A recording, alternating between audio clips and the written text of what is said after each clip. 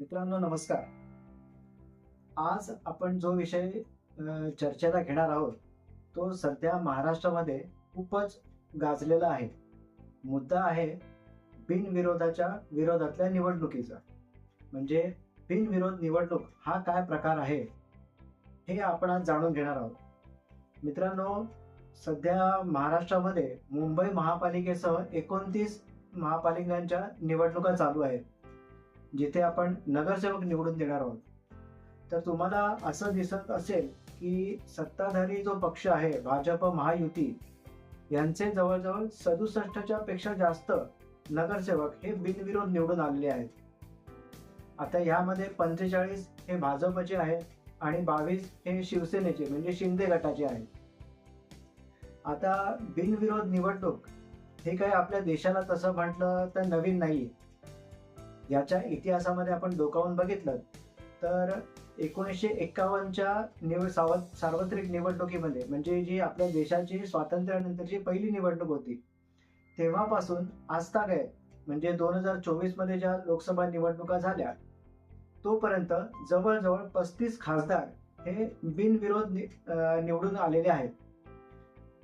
त्यामुळे ही गोष्ट काही नवीन नाहीये. त्याचप्रमाणे आणि ह्याचा फायदा हा बऱ्याच पक्षांना झालेला आहे. म्हणजे केवळ भाजपला त्याचा फायदा झाला असं नाहीये.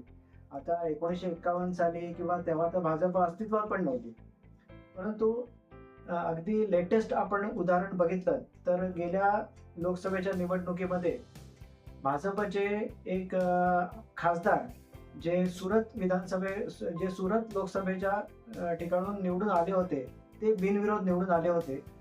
आणि तिथे स्पेशल अशी गोष्ट झाली होती की जवळजवळ 16 लाख मतदारांना त्यांचा मतदानाचा अधिकार देखील वापर करता आला नव्हता. तर भाजपचे सुद्धा ते पहिले खासदार आपण म्हणू शकतो. त्याचप्रमाणे 2024 मध्येच अरुणाचल प्रदेशमध्ये ज्या विधानसभेच्या निवडणुका झाल्या, तेव्हा देखील भाजपचे 10 आमदार हे बिनविरोध निवडून आले होते. आता इतर पक्षांचं बोलायचं झालं तर ग्रामपंचायतीच्या निवडणुकांमध्ये पश्चिम बंगालमध्ये जवळजवळ 34% जागा या तृणमूल काँग्रेसला बिनविरोध मिळालेल्या होत्या. म्हणजे असं म्हणता येणार नाही की बिनविरोध निवडणुकीचा फायदा हा केवळ सत्ताधारी पक्षालाच होतो किंवा भाजपला होतो. तर त्याचा फायदा हा प्रत्येक पक्षाने घेतलेला आहे. पण आता सध्या ही जी कंडिशन आहे, जवळ 67 पेक्षा जास्त नगरसेवक हे बिनविरोध निवडून आलेले आहेत. त्यामुळे एकूणच आपल्या इकडची जी निवडणूक होते ती खूप संशयास्पद होते असं म्हणायला काही हरकत नाहीये. कारण की एवढे नगरसेवक कसे काय बिनविरोध निवडून येऊ शकतील? आता यामागे नक्कीच काहीतरी गौडबंगाल असणार आहे. आता त्याच्या विरोधातच मनसे आणि काँग्रेस पक्ष यांनी मुंबई उच्च न्यायालयामध्ये एक याचिका दाखल केलेली आहे. त्यांचं असं म्हणणं आहे की ह्याच्या मागे हा पॉलिटिकल दबाव टाकण्यात येतो किंवा काही लोकांना पैशांचं लांगूल चालत दाखवण्यात येतं आणि बऱ्याचशा धमक्या देखील देण्यात येतात. त्यामुळे एकूणच हा जो पायंडा आहे हा खूप चुकीचा पायंडा पडत आहे असं विरोधी पक्षांचं म्हणणं आहे.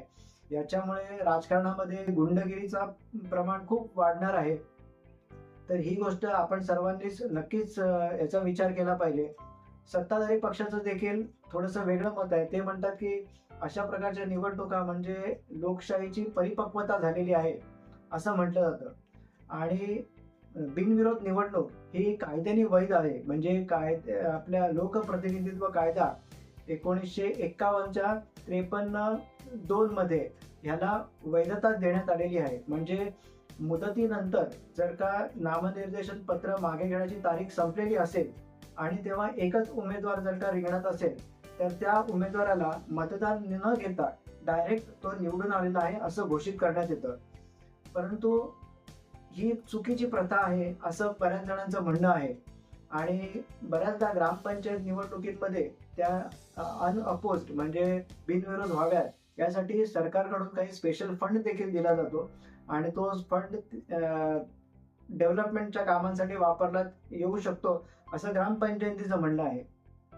तर एकूणच सारासार आपण विचार केला तर याच्याने चुकीचा पायंडा पडू शकतो. कारण की हा जो नियम आहे हा फक्त ग्रामपंचायतींनाच नाही किंवा नगरपालिकेलाच नाही, तर विधानसभा, लोकसभा यांना देखील हा लागू पडतो. त्यामुळे याच्या पुढच्या निवडणुका या अशाच बिनविरोध होणार का काय? तर असं होऊ नये म्हणून सर्वोच्च न्यायालयाने देखील काही शिफारशी केलेल्या आहेत निवडणूक आयोगाला. जसं की बिनविरोध निवडणुकीमध्ये सुद्धा त्या उमेदवाराला ॲटलिस्ट काही ना काहीतरी प्रपोर्शन हे मतदानाचं असावं, म्हणजे लोकांनी त्यांना सपोर्ट केला पाहिजे. जसं आपण एखाद्या ठिकाणी ॲडमिशन घ्यायला जातो, तेव्हा काही ना काहीतरी आपल्याला पर्टिक्युलर पर्सेंटेज लागतं. त्याचप्रमाणे त्या उमेदवाराला देखील काहीतरी प्रतिशत कुठल्या कितीतरी काहीतरी टक्के त्याला जनतेचा पाठिंबा असणं गरजेचं आहे. ज्या ठिकाणी असं वाटतंय की बिनविरोध निवडणूक होणार आहे, तिथे मतदान हे अनिवार्य करावं. लोकांना नोटाचा अधिकार त्यांना वापरण्याचा अधिकार मिळावा.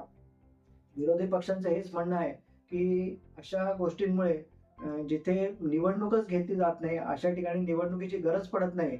म्हणजे मतदानाचा जो अधिकार आहे मतदारांचा, तो हिरावून घेण्यात येत आहे त्यांचा. आणि सर्वोच्च न्यायालयानेच म्हटलंय की नोटा हे अभिव्यक्ती स्वातंत्र्याचा एक भाग आहे.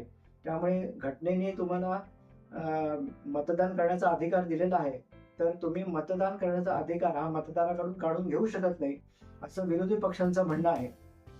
तर मित्रांनो, हा व्हिडिओ मी आत्ता बनवत आहे.